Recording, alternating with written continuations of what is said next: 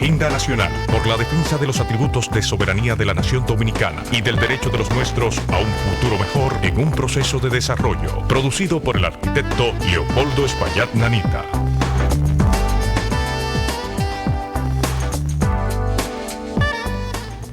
Saludos, pueblo dominicano. Esta es otra edición de su programa Agenda Nacional, que les llega por este multimedio de Teleradio América, Canal 45 UHF y Canal 62 de Telecable Nacional, Canal 45 de varios sistemas de cable en el área metropolitana y desde luego a través de Radio Hechiceta, Broadcasting Nacional en sus 730 amplitud modulada. Les habla Leopoldo Espaillat Nanita y contamos como siempre para llevar adelante este programa con la ayuda y colaboración de nuestro amigo el licenciado Roger Orlando Piña. Muy buenos días, Roger. Muy buenos días, Leopoldo. Tenemos aquí los comentarios de los temas previos. Sobre todo la reforma constitucional, ¿no?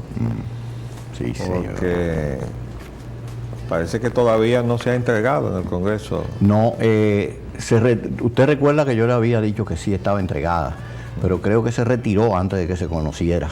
Inclusive se llegó a llevar hasta la Cámara de Senadores para no introducirla por la de diputados, porque iba a tener mayores inconvenientes.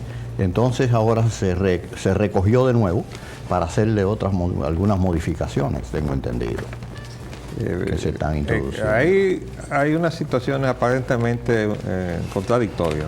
Por lo menos dice aquí la prensa, ¿no?, que un sector, el PLD, ¿no?, está planteando que se saque fuera del paquete, es decir, que no se considere ahora lo que a la gente del PRD le interesa, que es la cuestión de la reducción del porcentaje. Entonces, en realidad, si uno examina el asunto en su sentido más amplio, el propio mensaje del presidente y lo que él va a introducir, y la misma iniciativa de crear aquella comisión, contiene en sí misma una serie de contradicciones.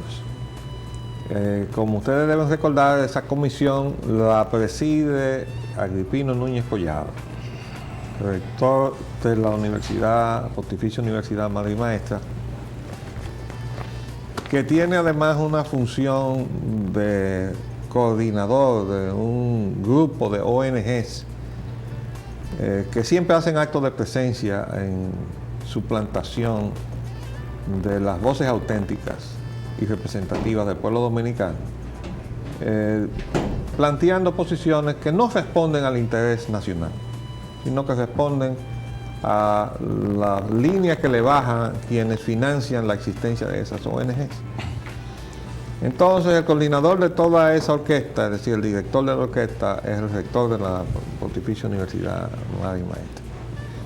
Entonces, el presidente de la República pone en sus manos coordinar esa comisión, pero le agrega entonces una serie de elementos que ya de por sí hacían imposible que aquello funcionara. Entre eso, por ejemplo, fue la presencia mía allí, ¿no?, que desde luego no fue una iniciativa, tengo entendido, del presidente de la República, sino fue una sugerencia que se le hizo al presidente y que provino del licenciado Atuey de Camps Jiménez, presidente del PRD.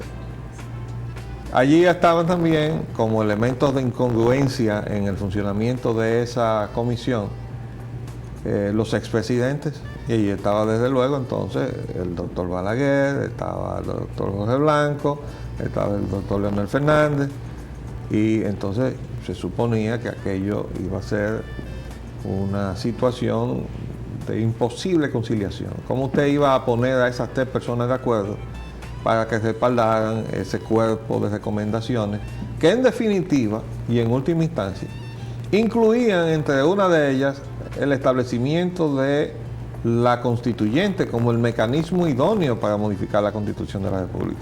Es decir, se incluía lo que fue desde el principio el compromiso de todas las fuerzas políticas de la nación, incluyendo las representadas en el Congreso Nacional, de que la Constitución no sería tocada sino solamente para modificar el artículo 117 y siguientes, que son los que establecen cómo modificar la Constitución y que no se iba a tocar más nada y todo lo demás se le iba a dejar a la constituyente. Pues bien, ahí comienza entonces a desviarse el problema. ¿Por qué? Pues porque cada quien tenía su agenda. Los partidos políticos representados en el Congreso, comenzados o encabezados por el PRD y también por el propio presidente de la República, estaban interesados en que se bajara el porcentaje de ganar las elecciones. También en eliminar el voto intermedio. Y los legisladores estaban empeñados en que se le prorrogara 2 años como forma de eliminar el voto a medio término, empatándose ellos 2 años más, inconstitucionalmente. Desde luego también todo esto está rodeado de una serie de rumores, de proyectos de reelección presidencial, etc. Bueno, entonces esto ha comenzado a enturbiar la posibilidad y la conveniencia de que esa constitución se toque ahora. ¿Por qué? Porque no hay la seguridad de que se restringiera lo que había sido el compromiso inicial. Ya se tiene la certidumbre de que se va a ir más allá del compromiso inicial, por lo menos hasta ahora. Pero ¿qué pasa? Que en sí el paquete que envía el Ejecutivo al Congreso es una contradicción. Lleva en sí mismo proponer la modificación de los artículos 117 y siguientes. Pero ahí mismo pretende adelantarse a la constituyente y se mete en una serie de cosas. Un paquete de cosas. Que serán buenas algunas y otras no tan buenas y otras muy malas, pero que no son ninguna materia de conocerlos ahora. En esta etapa. Sino que para eso está la constituyente, que el propio paquete contiene como recomendación primera.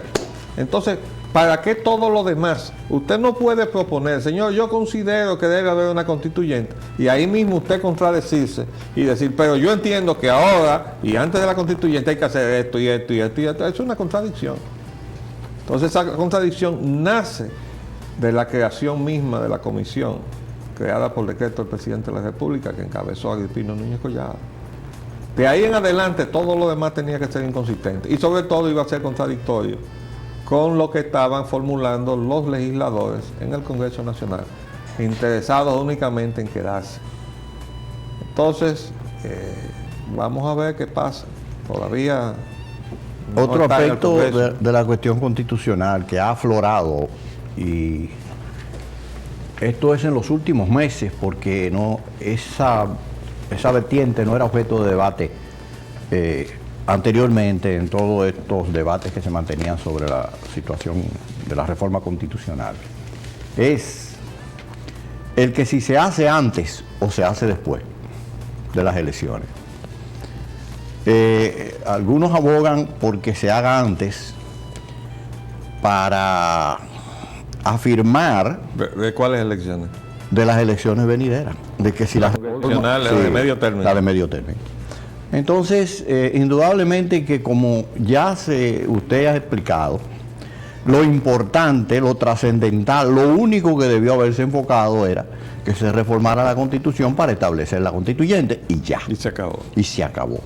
Pero una vez establecido que había que reformar la Constitución a través de una constituyente, ellos introdujeron ahora el que se haga antes de las elecciones de medio término, se convocara esa constituyente, no solo que se hiciera la reforma a la Constitución para hacer la constituyente, sino que se convocara a la constituyente para antes de la reforma de medio término o para después, que era más conveniente. Y ahí eso es parte muy esencial del nuevo debate. Entonces ya no son los elementos que se han adicionado a que la constituyente debería ser el mecanismo de reformar la Constitución. Simple, ¿Estás seguro exclusivamente. de que ese punto ha surgido? Porque yo tengo entendido que la discusión se centra en si modificar o no si es con constituyente o con asamblea revisora, sino si modificar o no, y desde luego si se va a modificar antes de haber modificado la forma de modificar la Constitución, entonces se refiere a la Asamblea Nacional en función de Asamblea Revisora. La Asamblea Revisora. Pero lo que ha estado realmente bajo debate y conflicto es cuándo hacerlo, como tú señalas, pero no por vía de la constituyente, sino cuándo hacerlo con la Asamblea Revisora. Porque oye esta gama de cosas, oye esta gama de cosas para que se vea, el público aprecie que falta de fundamento tiene estar proponiendo estas cosas en este momento. Primero dice, instituir la constituyente, eso está muy bien, El primer aspecto consensuado fue el de la constituyente como forma para hacer cualquier modificación a la Carta Magna. Punto. Pero si eso es así, todo lo que sigue, oigan todo lo que sigue. Inamovilidad de los jueces. Hubo consenso en mantener el carácter inamovible de los miembros de la Suprema Corte de Justicia, pero retiro automático a los 75 años. Eso significa modificar la Constitución, porque ahí, en este momento, las previsiones constitucionales obligan a sacar a esos jueces a los 4 años, o modificarlos o ratificarlos, ¿no? Pero cada 4 años. Eliminar los colegios cerrados. Argumentaron que las razones que motivaron su creación desaparecieron. Yo no estoy muy seguro. ¿No? Yo tampoco. Ampliar el Consejo de la Magistratura. La integración del Procurador General de la República y de 3 jueces de corte. Porcentaje de votos para ganar en la primera vuelta. Se acordó reducir a 45% y 40% si quien queda en segundo lugar tiene una diferencia de 10 puntos con el segundo. Limitar la función de tribunales militares y policiales. Esto del porcentaje de votos es algo que es de primordial interés para el PRD ahora. No después, ni mañana, no. Ahí es que va la modificación. No, y entonces hay que oír, yo le tengo guardada una sorpresa, que son las opiniones políticas de Andy Laguarre. Entonces, otro punto, nacionalidad de hijos de ilegales. No serán dominicanos los hijos de extranjeros ilegales en el país. Eso estamos totalmente de acuerdo. Absolutamente. Quitar facultades al Poder Ejecutivo. De 27 funciones que consagra el texto vigente al presidente de la República, se acordó bajarlo a 17. Yo quisiera saber si le quitaron al presidente de la República la facultad de violar la Constitución. Porque yo siempre me he reído, cada vez que hablan del artículo 55, que que el presidente tiene demasiadas facultades. Sí, artículo 50. Y es cierto. Pero el presidente tiene demasiadas facultades porque tiene una que no está escrita, que es la de violar la Constitución y quedarse tan campante. Nosotros nos pasamos toda la gestión, prolongada gestión de gobierno del doctor Balaguer, viéndolo violar la Constitución y las leyes. Y eso no llevaba absolutamente a ningún tipo de cuestionamiento. Y de los otros gobiernos también. Y entonces, detrás del doctor Balaguer llegaron los otros gobiernos, que hicieron lo propio, sobre todo el gobierno del doctor Leonel Fernández. Violó la Constitución y las leyes. Entonces, el gobierno actual de Hipólito Mejía está violando la Constitución también. Y las leyes. ¿Por qué? Bueno, presidente, por si acaso usted no lo sabía, usted ha designado unos funcionarios que son gobernadores del distrito, cuando eso todavía no está aprobado en el Congreso Nacional, y esos señores han dado incluso hasta declaraciones en la prensa, y hay que suponer con sobrada razón de que deben estar cobrando sueldo. Usted no puede hacer eso, presidente. Gobernadores de la provincia en que se dividió el distrito. Sí. No, y entonces vaya usted a ver todos los otros cargos que hay creados a través de eso. Pero además, presidente, se acaba de entregar el puerto de Manzanillo a un consorcio donde hay presencia extranjera, y eso no está aprobado por el Congreso Nacional, y ya la autoridad portuaria, y además se hizo un acto al cual usted concurrió, presidente, donde estaba sentado el embajador de Francia, para iniciar los trabajos, y eso no está aprobado por el Congreso. Es más, no está ni en agenda, porque yo me he metido en el internet a chequear la agenda de lo que son las 2 cámaras del Congreso, suponiendo que esto está al día, ¿no? Porque si no está al día, pues yo me aparto de eso, pero de acuerdo con el internet no está ni en agenda. Pero eso que está ahí es la información oficial y esa es la que usted tiene. Yo no entiendo cómo podemos caminar como una sociedad civilizada y que podamos ser además materia de confianza internacional para inversionistas, cuando en este país no hay la garantía de un Estado de Derecho. Yo creo que estas cosas tienen que resolverse, pero repetí entonces que la peor de las facultades del presidente de la República no son las que están en el artículo 55, aunque estoy de acuerdo que hay algunas que hay que quitar, sino es la facultad de violar la Constitución y que nadie lo pueda cuestionar, o que ninguna entidad esté obligada inmediatamente a emplazar al presidente de la República y cuestionarlo a través de los medios legales. Eso falta en la Constitución de la República. Usted entonces sería partidario, como lo soy yo desde un principio, de un tribunal de garantías constitucionales por encima de la Suprema Corte de Justicia. Desde luego que sí, pero ese tribunal tiene que tener también facultad para enjuiciar al presidente de la República si incurre en una violación a la Constitución de la República. Indudablemente. Porque eso es la única forma de... Recuerden lo que le hemos dicho, que implantar, construir la democracia dominicana, representa necesariamente una lucha contra la tradición autoritaria del pueblo dominicano. Nosotros nos hemos pasado nuestra historia republicana bajo regímenes autoritarios y el pueblo dominicano se ha acostumbrado a eso. Entonces, acostumbrarnos a vivir en democracia nos representa un esfuerzo de educarnos o autoeducarnos y de autodisciplinarnos dentro del respeto a la ley, para que no tengamos que esperar que alguien nos dé con una macana por la cabeza para que se cumpla la ley, sino que los ciudadanos se hagan respetuosos de la ley, del Estado de Derecho. Déjeme terminar este enunciado, Roger. Entonces, elecciones separadas, por entender que garantiza mejor selección de los candidatos, se aprobó dejar intacto este punto. No entendí. Elecciones separadas, las congresionales de las presidenciales. Ah, bueno. Porque o sea que, ellos tenían la intención de unificarla. Querían unificarla, entonces Sí. han quedado... Sí. Esto significa que han echado para atrás los 2 años que se pensaban extender en virtud de esa modificación que pensaban introducir. Y luego dice aquí reelección. La reelección por un periodo consecutivo es prohibida, aunque deja abierta la posibilidad de repostulación luego de transcurrido un periodo. Pero bueno, esa no es la posición del presidente Mejía. Pero ya la están modificando. Ya la está O modificando. sea, esa posición. Esa posición. Usted ¿Quién es que está modificando la posición? No, ¿Agripino o el presidente? Bueno, parece que es un consenso que él o unos consejos, unos asesoramientos que ha recibido, entonces, porque su posición fue radical. Recuérdese que nosotros intenté entrar a un análisis a través de lo extremado de su posición con lo extremado de la otra, para que en realidad lo que iban a caer era en la reelección por un periodo más. Es lo que se busca. Oigan esta otra, porque es un paquete de cosas. Oigan, para que se den cuenta que no tiene ningún sentido, porque esta gente ha tratado de hacer el trabajo de la constituyente desde ahora. Oigan. Eliminación de los colegios cerrados. Elección de los diputados del Palacén mediante el voto popular. Reducción de 90 a 30 días el plazo de transmisión de mando. Fijación de la segunda vuelta de las elecciones en un plazo de 30 días. Establecimiento de la independencia del Ministerio Público y que el Senado nombre al Contralor por un periodo de 10 años. Pero bueno, eso son cosas de Tirso Mejía. Todo eso son los aportes de la Comisión de Reforma del Estado. Porque Tirso Mejía quería hacer todas esas modificaciones ahora y no con la constituyente. Entonces yo creo... ¿Para qué constituyente si se hacen todas esas reformas ahora? No, esto sería una cosa no, un contrasentido, contrasentido, ¿verdad? Entonces, yo le traje una sorpresa.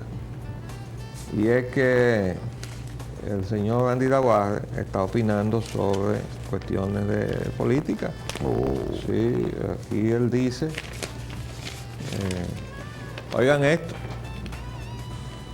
Si el PRD no hace las reformas a la Constitución corrigiendo el 50% más un voto establecido para ganar las elecciones en primera vuelta, aprovechando su mayoría mecánica en el Congreso, no se merece estar en el poder porque el poder es para usarse.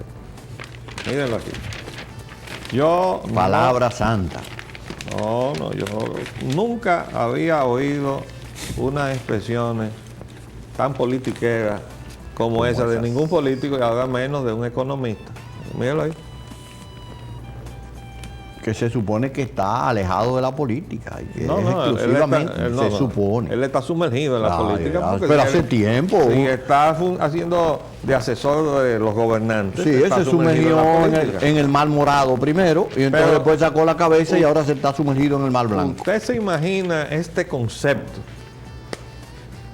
Si no aprovecha ahora su mayoría mecánica en el Congreso, no se merece estar en el poder porque el poder es para usarse. ¿Usarse para qué, señor Daguarre? El poder es para usarlo en beneficio de la población. Y yo quisiera ver cuál de las iniciativas que usted ha tenido, usted como persona que se ha distinguido en el anterior gobierno y en este gobierno, porque es la solución de continuidad de todo lo malo que hizo el gobierno anterior, con todo lo malo que está haciendo este gobierno, que es su política económica, su paquetazo económico, del cual usted con muchísimo orgullo dice que es un factor que le ha merecido toda la confianza De los a los inversionistas. inversionistas, porque los inversionistas han encontrado que ha habido de la gestión anterior a esta gestión una continuidad, y la continuidad se llama Andy Daguarre, ¿verdad? Y estas son de las cosas que uno cuando las lee dice, pero bueno, aquí está, dice él que para colocar los bonos, Sí. los inversionistas ponderaron todo lo que es el historial, ¿no?, de lo que es el proceso económico dominicano, y dice que le resulta una gran satisfacción encontrar que todo el mundo está de acuerdo. Y ustedes cuántas veces no nos han oído decir que los tres grandes partidos, todos se montaron en el carro neoliberal de manera irresponsable. Entonces el mismo Daguarre dice que bueno, ¿qué le pasó? Porque además entonces le hicieron preguntas sobre qué pasó con la gestión anterior de Leonel Fernández. Y usted al principio dice que estaba los 3 primeros años en una forma muy bien manejada la economía, y luego al final que la cosa no marchó bien. Entonces le dice, bueno, pues porque el presidente Leonel Fernández no quiso en el último momento hacer lo que tenía que hacer, porque estaba de frente a un proceso electoral y lo iba a perjudicar frente al electorado. ¿Qué quiere decir eso? Que lo que iban a hacer es contrario al bienestar y al interés de los dominicanos, y por tanto los dominicanos en libertad de poner su voto en los comicios iban a votar en contra del PLD. ¿Cómo en efecto pasó? Como en efecto. Entonces, fíjense ustedes cómo se pone en evidencia ellos mismos, que todo lo que hemos estado denunciando de parte de los partidos políticos ha sido fundamentalmente el divorcio respecto del interés nacional. Y entonces todos se han montado en el carrito de la complacencia a ese gran capital transnacional que anda dando vueltas por ahí y que ahora está haciendo crisis. Es un buque que está haciendo agua. Pero esas son las cosas. A confesión de prueba, relevo de parte. ¿Cómo es que dice? A confesión de parte, relevo de prueba. A pesar de que algunos abogados dicen que no, que eso no es verdad. Eso no es verdad.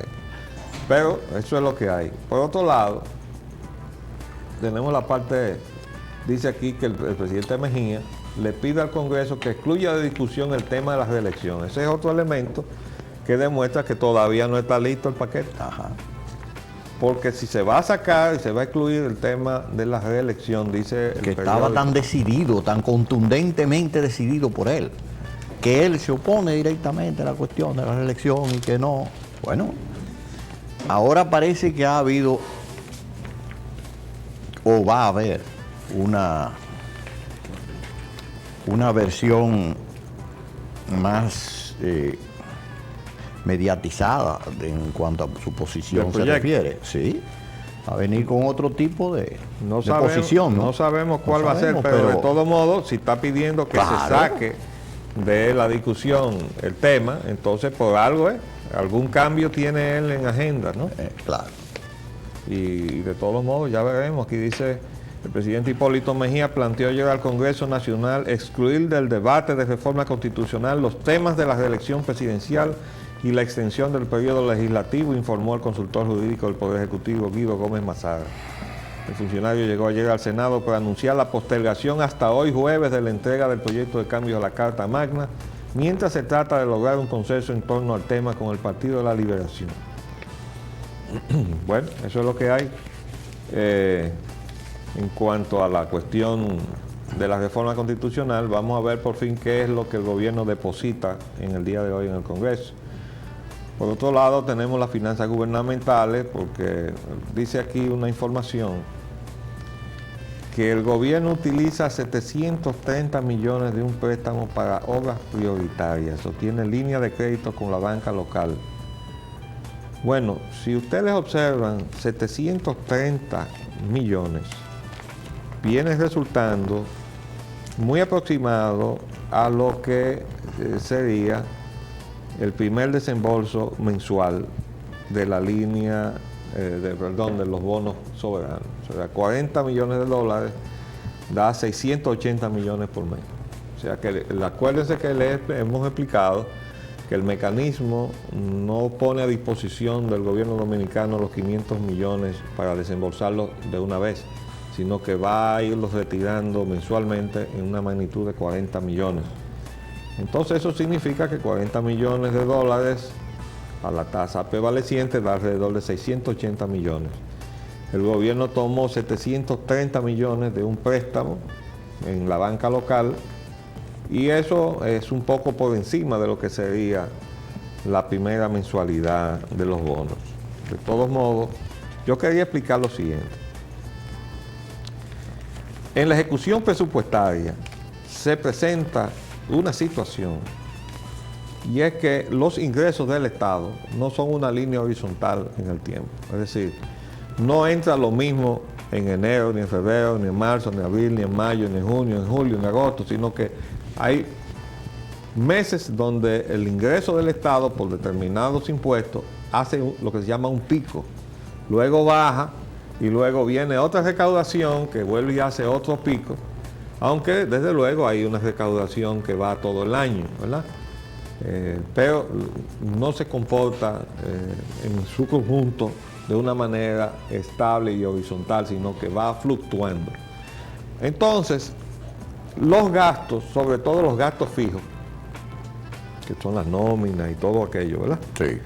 Pues eso sí es una línea horizontal, usted tiene que cantearse con lo que es el salario de sus empleados de manera puntual, cosa que no está sucediendo, ¿eh? No está sucediendo porque hay constantemente quejas en la prensa de que los empleados públicos de un sector o de otro ahora son los empleados, creo que de salud pública. Sí, siempre. Y además hay una información de que los hospitales no están recibiendo los subsidios. Exacto. ¿Verdad? Bueno, pues todo eso constituye una carga fija horizontal. Eso sí es una línea horizontal en el tiempo. Las cargas fijas del Estado, no los programas de inversión. Entonces, usted tiene que tener con qué cubrir eso. Si usted está en un mes de baja, en que el ingreso está por debajo de lo que usted tiene que pagar, usted tiene que buscar un financiamiento para eso. Pero estamos hablando de un financiamiento de a lo sumo 2 meses. Es decir, es el flujo de caja, eso es lo que se llama flujo de caja, porque usted no le está cogiendo prestado al total del presupuesto. Usted no está incurriendo en un gasto que va a exceder lo que usted tiene en los 12 meses.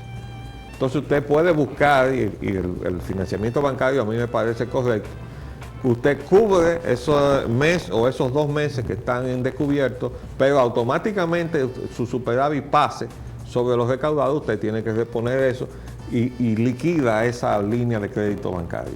Entonces, eso es correcto. Lo que no está bien es que entonces usted vaya y busque en los bancos recursos que exceden lo que usted realmente necesita. Y entonces ya usted está violando el presupuesto. Vamos a hacer un paréntesis y volvemos después de cumplir el compromiso comercial.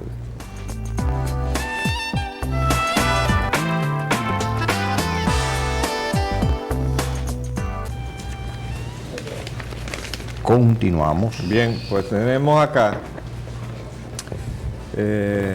una información curiosa, puesto que ahora tenemos recursos que el gobierno está demostrando que no sabe en qué los va a invertir porque no hay una lista previa. Es decir, antes de salir a buscar los fondos, no se había establecido cuál era la necesidad que había en pesos y de otro lado en dólares, sino que se salió a buscar los fondos. Entonces ahora se está buscando en qué se va a utilizar. Entonces miren en qué se está improvisando. Obras Públicas se metió en el Mirador del Sur, allí, cerca de aquí, y rompió todas las aceras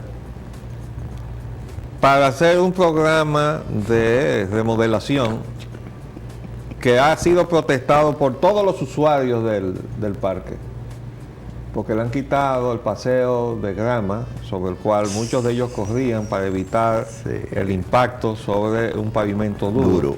El corredor corre sobre la grama y el que va caminando camina sobre el pavimento duro. Y en la calle pues van las bicicletas o los corredores de patines, etcétera. Y entonces ahora los corredores tienen que correr con le la han bicicleta. quitado su pista, ¿verdad? Le han quitado su pista y la televisión traía todas las protestas que estaban exteriorizando en el día de ayer. Bueno, pues hoy dice Medio Ambiente, la Secretaría de Medio Ambiente, que la Secretaría de Obras Públicas inició en el lugar la construcción de un bulevar, pero la Subsecretaría de Biodiversidad y Áreas Protegidas le advierte que el rediseño de la zona requiere de su autorización.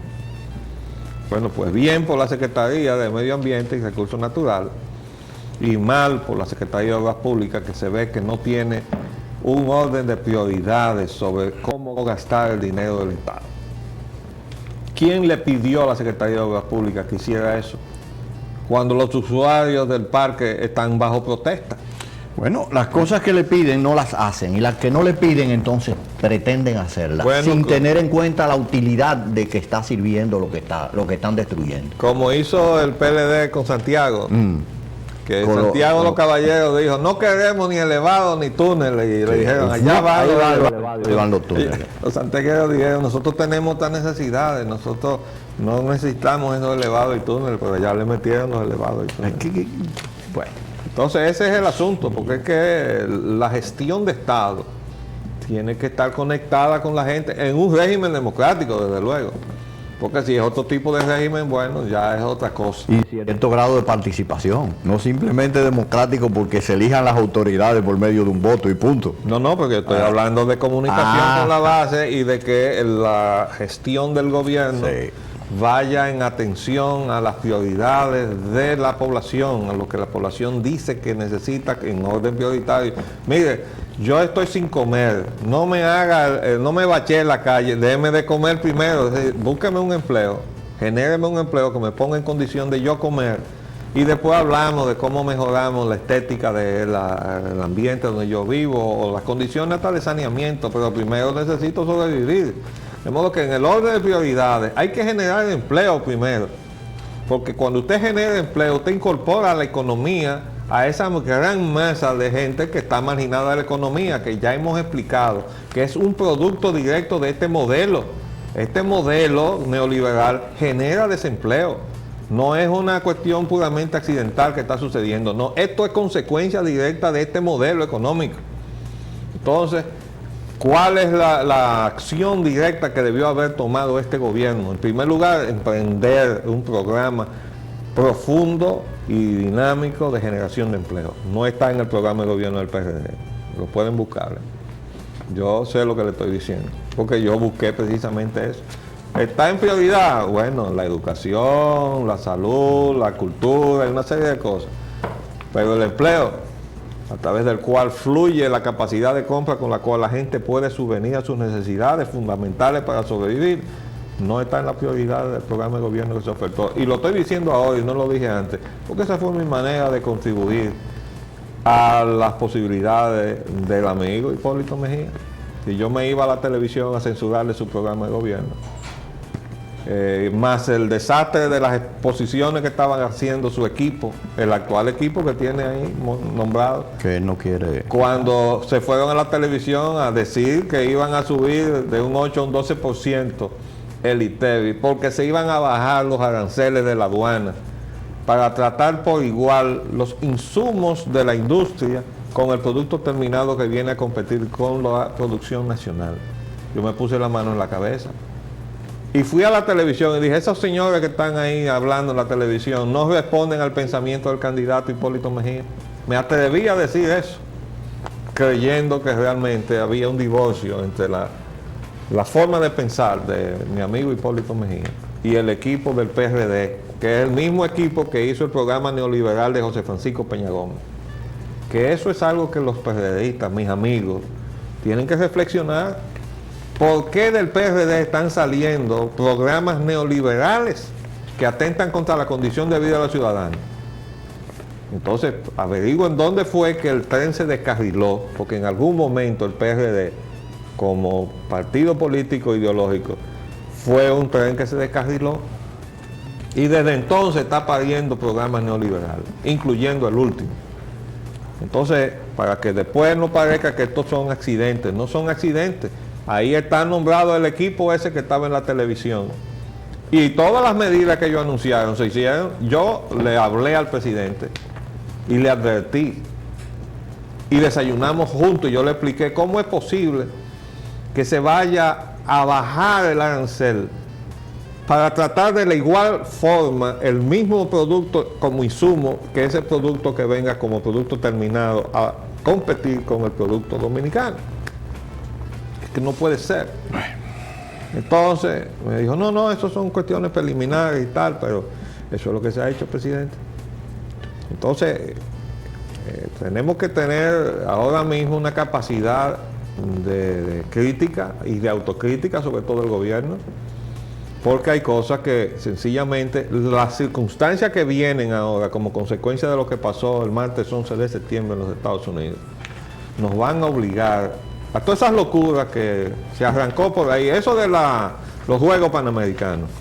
Presidente, pague eso ya. Usted tiene la magnífica oportunidad de quitarle ese problema arriba al país y al gobierno. Quite eso ya. Pague eso. Tenemos demasiados problemas por delante para estar pensando en que unos Juegos Panamericanos. Que además, quiero decirle una cosa, son un riesgo muy grande de seguridad. Bueno, y ahí va a haber que hacer una inversión terrible de dinero en ese aspecto nada más. Una tentación muy grande, ¿verdad?, para gente que está haciendo actos de terrorismo, para hacer algo de la suya. De modo que mi consejo, muy bien intencionado de este programa, dejemos eso, presidente. También queríamos comentar el rol de los medios de comunicación, porque parece que en Estados Unidos se está produciendo una situación media conflictiva con eso. Muy extraña y muy... pero eso lo vamos a comentar más ampliamente en otra ocasión, quizás mañana. También quería acusar recibo de la publicación que sale en el periódico de Diario Libre hoy, donde un grupo de ingenieros corrobora con lo que ya nosotros les habíamos explicado a ustedes. En varias ocasiones usted lo había explicado. La razón de que se cayeran las torres, míralo aquí, fue el cálculo, porque todo eso tiene que haberlo calculado algún ingeniero, mírale. El fuego que generó el impacto de los aviones derribó las Torres Gemelas. Punto. Cada avión con la carga de combustible que llevaba trabajó como una bomba. Penetró al corazón de la estructura y ahí pulverizó el hormigón que recubría las estructuras de acero y derritió las estructuras de acero. Ese fue el colapso de esas enormes torres que fueron obra de la ingeniería de los años 70 y que, bueno, estaban calculadas para resistir cosas como esa.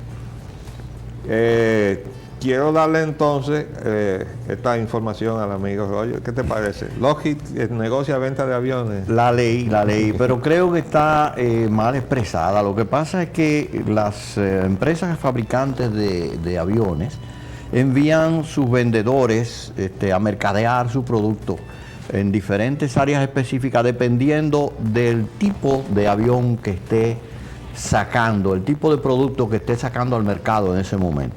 Entonces la Lockheed está mercadeando un equipo que para usos militares tiene una finalidad concreta de entrenamiento, etcétera, y que es un equipo relativamente barato y pequeño. Entonces él dice que está dentro de los países que la Lockheed tiene focalizada su mercadeo, está la República Dominicana, unos países centroamericanos, los países del sur. Pero indudablemente que yo, bajo reservas, no me atrevo a pensar que en este momento se esté considerando siquiera la posibilidad de aviones comerciales. No tampoco de aviones militares, porque yo he visto ahí que hay un debate con unos aviones brasileños que todavía no se ha decidido si se compraron o no se compraron, o se pagaron o no se pagaron, y que hay otros aviones chilenos que ya están aquí, que los Embraer, entonces venir a introducir los mismos aviones. No, porque estos son Lockheed y aquellos son fabricados en Chile y en Brasil. Y tienen sus propias marcas, su propia característica también. Pero estos son de Brasil también. No, estos son de Lockheed de los Estados Unidos. ¿De Estados Unidos? Digo, de acuerdo a la información que yo vi. Dice, esto es Argentina, Córdoba, Argentina. La bueno, filial ya, todavía, local de la empresa norteamericana de aviación ya Lockheed, tú ves. dijo el martes Mira lo que dice ahí. que está negociando la venta de aeronaves IA-63 Pampa con varios países de Latinoamérica, entre los que mencionó Colombia. ¿Qué es eso de IA-63? Dice, Pampa es una aeronave de alto rendimiento para la instrucción y capacitación en vuelo. Habló hasta de cantidad de 12 o algo así. Pero digo, eso es para usos civiles. Puede ser para ambos usos, depende de las versiones de ese tipo que se adquieran. Pero es que eso no debe ni siquiera estársele dando consideración en estos momentos, menos que nunca. Bueno. Pero las cosas absurdas que suceden en nuestro país, como las aceras y cosas así. No, sí, bueno, yo recuerdo que en el gobierno anterior nosotros le advertimos en todas las formas habidas y por haber, hicimos un artículo, se lo escribimos, se lo dijimos por televisión al gobierno de Leonel Fernández. Para ese asunto de los túneles y de los elevados, primero evalúe la situación del parque vehicular que está sobredimensionado, tenemos más vehículos de los que necesitamos y además son vehículos que están, la mayor parte de ellos, en pésimas condiciones, sobre todo aquellos que están dando servicio público. Entonces, están en manos de una gente que tampoco califican para desempeñar la función delicada de transportar y quizás poner en riesgo la vida de los pasajeros. Entonces, vamos primero a desmontar ese exceso de vehículos en malas condiciones, que no reúnen lo que exige la ley para estar caminando por las calles. Dele baja también a todos los conductores que tampoco reúnen las condiciones necesarias para estar caminando por la calle con la responsabilidad de un guía en la mano. Y ponga entonces orden en la forma en que se mueve ese parque vehicular sobre el tejido urbano. Es decir, el tejido urbano es la oferta de espacio y el parque vehicular es la demanda que proviene de los vehículos. Si esa demanda se produce en forma caótica, porque la gente que está guiando los vehículos se demueven en las calles como locos, como son los taxis esos que tienen un letrerito, entonces eso en lugar de hacer el tránsito fluido, lo hace dificultoso. Eso y las iniciativas también de ¿cómo se llama? AMET, que en lugar de facilitar la cosa también las dificultan. Bueno, en lugar de hacer todo primero, entonces se embarcaron en los elevados y después que los hicieron comenzaron a tomar mediciones de tráfico, a ver por dónde venía la gente y hacia dónde iban, después que ya lo habían hecho todo. Con esa lógica, ¿verdad? Así no podemos ir a ninguna parte aquí en la República Dominicana. Tenemos entonces, con relación a la crisis de energía eléctrica, los apagones reciaron ayer. Sí, señor. Dice un reportaje ahí, el gobierno sin luces para resolver la crisis eléctrica. Sin luces. Parece que se refiere a las luces aquí en la cabeza, ¿no? A eso que se refiere, un cortocircuito cerebral. No hay manera, están en oscuridad total. Y una información muy buena, la del petróleo. Porque se supone que han hecho toda una serie de reuniones en todas partes. Y acuerdos. Y nada de eso se cumple, ¿verdad? Acuerdos que han hecho, unos contratos tan aquí, oscuros que no lo ve nadie. Dice aquí oscuridad en los acuerdos. En los acuerdos, bueno, ya usted ve. Pues bien, déjeme darle estas informaciones sobre el petróleo y los combustibles. Debo decirle que mientras durante 2 o 3 días que he estado buscando en la página de la Secretaría de Industria y Comercio, no entraba la página con los precios, ni entraba la página de la Secretaría. Anoche finalmente entró, pero entró con los datos del sábado 15, porque yo estaba buscando los precios del sábado 22, que no los he encontrado ni en la prensa, tampoco en la página de la Secretaría, que no estaba accesible. Cuando se hace accesible, entonces en lugar de tener las informaciones del fin de semana pasado, lo tenía de la fin de semana antepasado.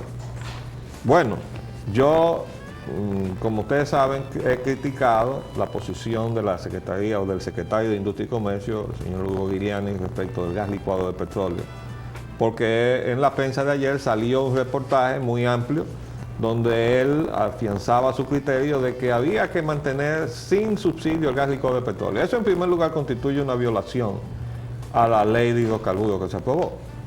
Y nosotros no podemos seguir con esto de que al que sea, y en este caso un secretario, un miembro del gabinete, pueda violar la ley.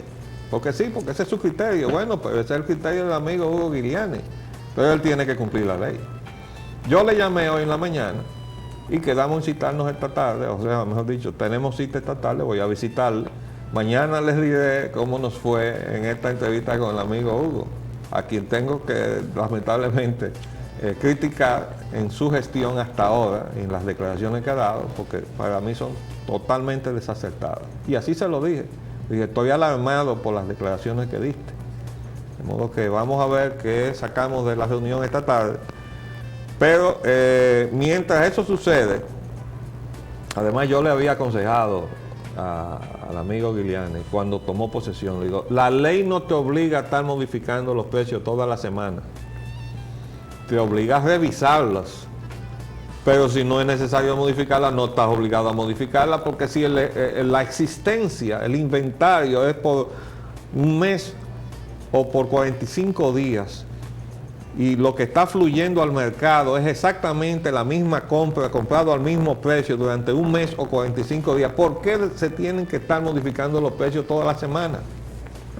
No hay razón para eso. Lo que usted tiene, la obligación por ley es de revisar si ha habido un cambio. Si no ha habido un cambio, usted refrenda el precio anterior, sobre todo si es un precio bajo, para ser consecuente con el consumidor.